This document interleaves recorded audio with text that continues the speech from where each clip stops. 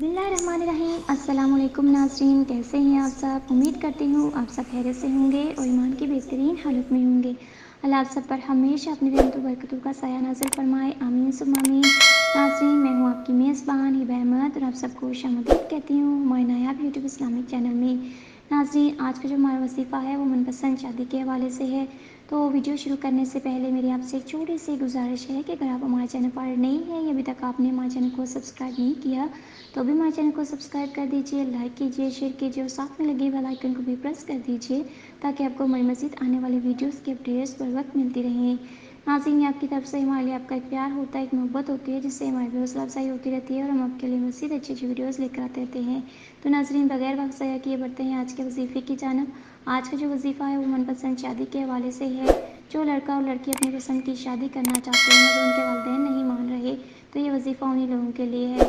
ये बहुत ही छोटा सा पावरफुल और मुजरब अमल है। इसे करने से आप देखेंगे कि इंशाअल्लाह अज़ीज़ कैसे चंद ही दिनों में आपके वालिदैन आपकी मन चाही जगह पर शादी करवाने के लिए राज़ी हो जाएंगे इंशाअल्लाह।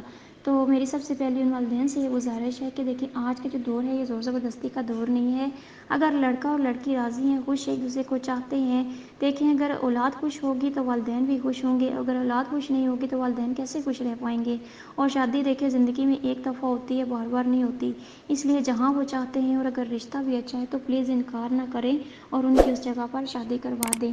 तो ये बहुत ही आसान सा अमल है। आपने क्या करना है, सबसे पहले ये है कि नीयत आपकी अच्छी होनी चाहिए, साफ़ होनी चाहिए और जो वजीफ़ा कर रहे हैं कामिल यकीन के साथ करें और नमाज की पाबंदी के साथ करें, क्योंकि नमाज की पाबंदी के बगैर कोई भी वजीफ़ा पुरअसर नहीं होगा, जो मैं हमेशा कहती हूँ। तो आपने क्या करना है कि किसी भी नमाज के बाद आपने ये अल्फाज पढ़ने हैं, बेहक़्क़ी ला इलाहा इल्लल्लाह अंता सुब्हानका इन्नी कुन्तु मिनज़ ज़ालिमीन या हय्यु या क़य्यूम।